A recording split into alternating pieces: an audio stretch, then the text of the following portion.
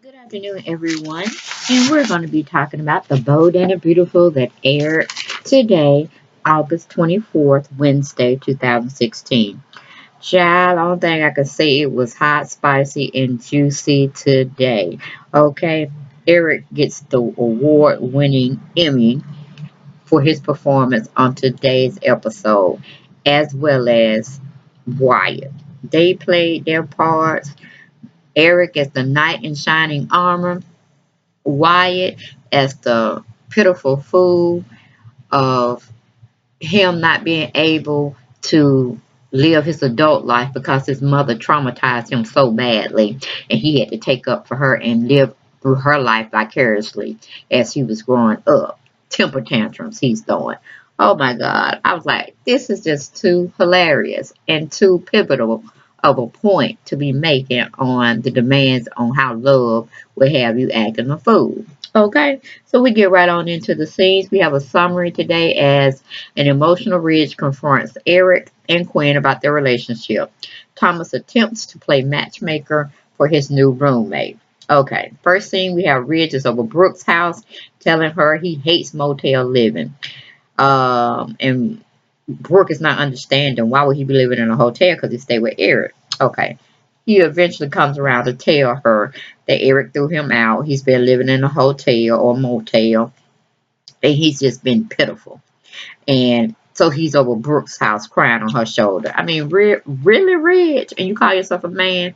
Okay. Then we have Quinn. Quinn is settling in very well, coming downstairs from her first night of rest over at Eric's place.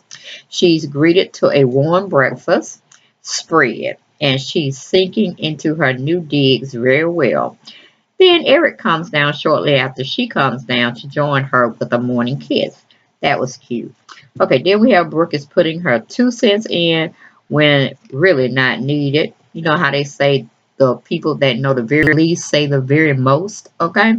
Then we have Ridge is agreeing with everything that she's spouting off at the time about Quinn and Eric is losing his mind and she's a lunatic, she's a criminal, this, that, and that.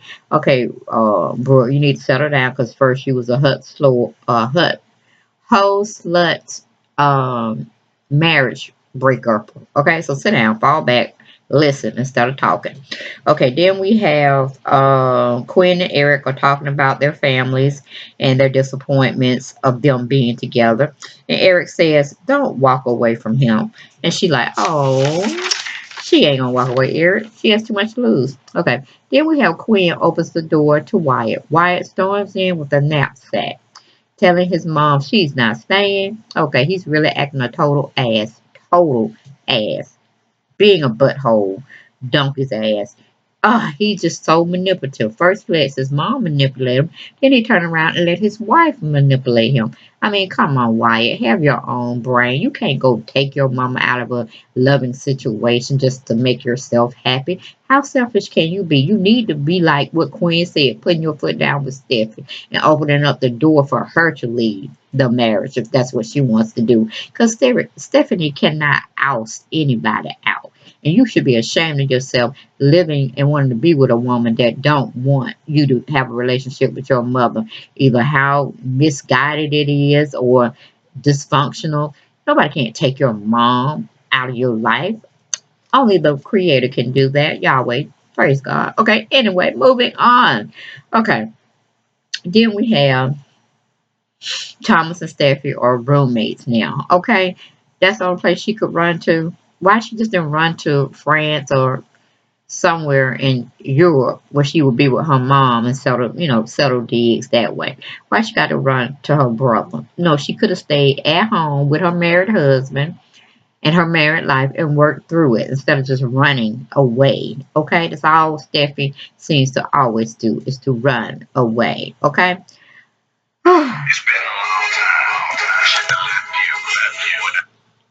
Hello. Okay, well, give me 5 minutes. I'm taping. Okay, that was my daughter. I'm sorry about that, y'all. Okay. Then we have Thomas and Steffi are calling themselves roommates. Thomas gets a call from Liam. Thomas tells him to come over to look for his own keys or whatever. Giving him a hint, but don't really tell him the whole full story. We go to commercial, we come back, we have Thomas tell Steffi he has to run some errands, but he's really leaving so Steffi and Liam can spend some time together. He don't let Steffi in on the information or secret either. So it's like a meeting of the minds, but not really knowing they're going to meet up with each other. Okay, it's Captain Thomas Starr in this boat that's going to sink right into the abyss. Okay, we move on from there. We have Rick and Maya comes downstairs for breakfast, and they notice an overnight bag, and they're both believing that Rick is going on an overnight trip or some kind of trip, and they want to see, pretty much be nosy to see where she's going. When they come into the kitchen and they find Ridge sitting at the table, they're eating breakfast and they want to know why, pretty much. Okay, Liam is running around Eric's house, packing Quinn's up and all her little belongings that he can see that's hers and telling her she's not staying. And Quinn is trying to stop him and make him realize that what he's doing is so very wrong. Okay. Alrighty, then we have Wyatt has lost his mind again. Wyatt is saying, I will not lose Stephanie for all your antics and all of your liking this man this day, dumping him another day, picking up another man. You know, she's just really talking about she was with Dick and then she was with Liam. Now she wants to be with Eric. So I'm like, still, that has none of your business written any on it, Wyatt. None of your business. That's what everything should spout out your mouth, that you can be telling Steffi all of this nonsense that you're trying to tell your grown ass mama. Okay. Ooh, if it was me, I would have slapped him upside his head and been doing some work on him. Eric would have been seeing me beating him all over his downstairs house, sitting up there talking about he gonna take me somewhere. Is he crazy? He lost his mind. Okay, anyway, why is saying I would not lose Steffi over this mess. Why is manhandling, meaning putting his hands on his mama, trying to drag her out the door, as if he had just told Steffi that he would do to save their marriage. And I was like, Wyatt, you don't pass go.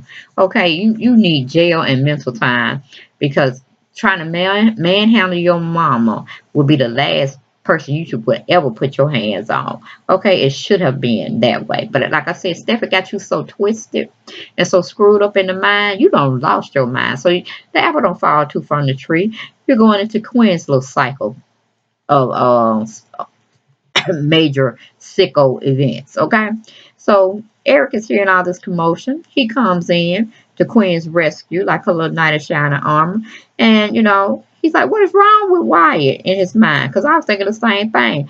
And I said to myself, Steffi is driving him crazy, and Eric is driving him crazy. He tells Eric, why do him and Quinn have to be happy and have everything, but he gets nothing and he loses everything? I wonder, that's some do work right there on his behind. Like, get me the bill. He needs a whipping because he's acting like a child.